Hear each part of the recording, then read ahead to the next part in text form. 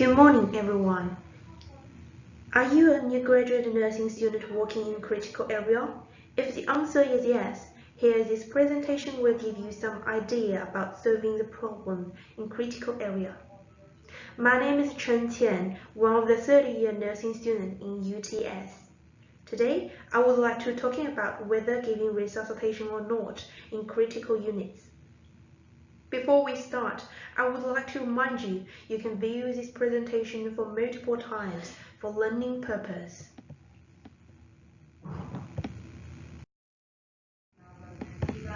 In this presentation, I would like to discuss the following objects with you guys. 1. Emphasizes the significance of resuscitation in critical area and the importance of critical thinking in contemporary nursing practice. 2. Provide new graduate nursing students strategy to solve the similar situation in critical area. 3. Demonstrate the effectiveness of communication in leadership. 4. Explain the responsibility of registered nurse, including their duty, legal, and ethical boundaries. Right now, I would like to give you an example for us to analyze. Here, there was a young gentleman already signed an advanced care directive, which is do not attempt resuscitation order. However, his family disagreed with his decision, but they can't persuade him to make any change. One day, this young man had a life-threatening condition, and according to his advanced care directive, health care staff didn't give him any resuscitative intervention. During his rapid deterioration, his family was at bedside and prayed the nurse for resuscitative action. However, nurse refused, so the family was aggressive and violent.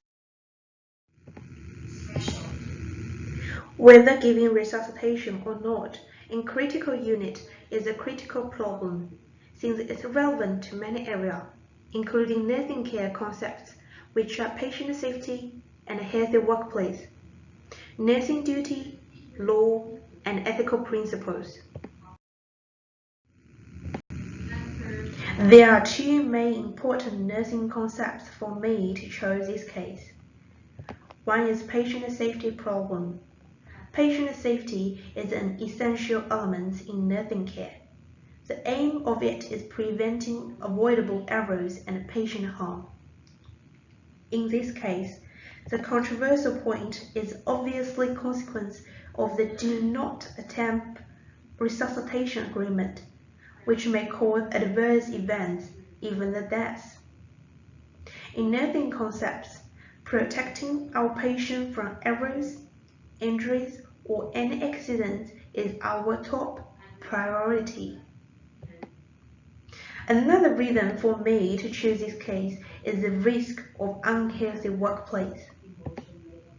Evidence shows violence in emergency department is one of the most important and frequent causes of emergency precipitation.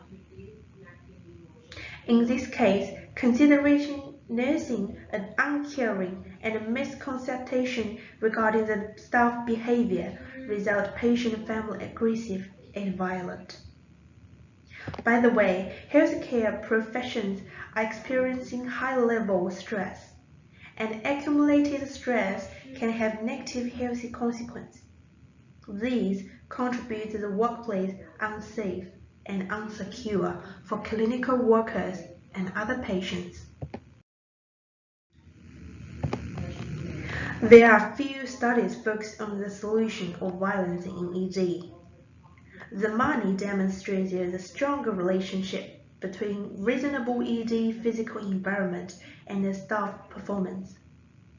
Also, Hamadi suggests plan an educational and managerial workplace violence preventing program to reduce the level of patient and their family violence against the nurse. Evidence shows this kind of program can promote nurse understanding violence management and the way to prevent workplace violence. To implement this kind of program into our health system, We can use this case to lead our peer to understand and discuss the strategies. Shelley expressed the nurse needs strategies for implementing reform in healthcare, and one promising strategy is transformation leadership.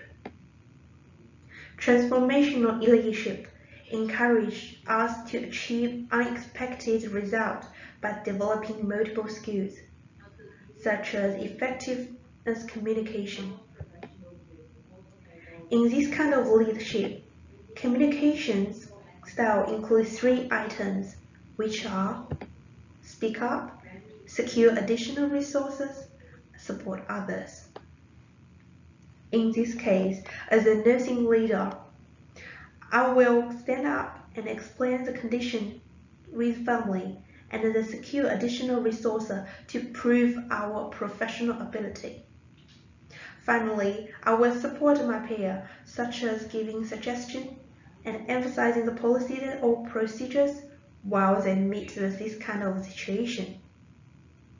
Therefore, as a new graduate nurse, I should know my nursing duty, law limitation, and ethical principles.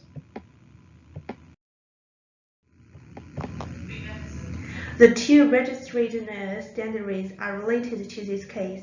They are Standard 1, think critically and analyze nursing practice. That means during practice we should comply with the legislation, ethical framework, and other relevant standards while making decisions. Standard 2, engage in therapeutic and professional leadership.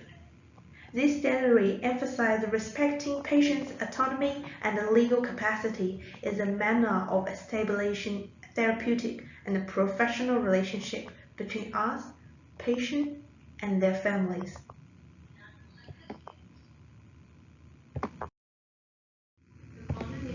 So, what is the legal issue and explanation? Firstly, in the case, the patient has signed an advanced care directive, while he has the capacity to make decisions. Advanced care directive is living well, which is a formal way to give instruction about his future health care. Thus, it came into effect as the patient became unable to make decisions. The New South Wales policy using resuscitation plan in end-of-life decision also indicates in New South Wales, a person has a lawful right to refuse any medication interventions, including resuscitation and other emergency interventions, even where the refusal will predictable result in the death. This decision legally takes precedence over the contrary wish of the family or treating doctor.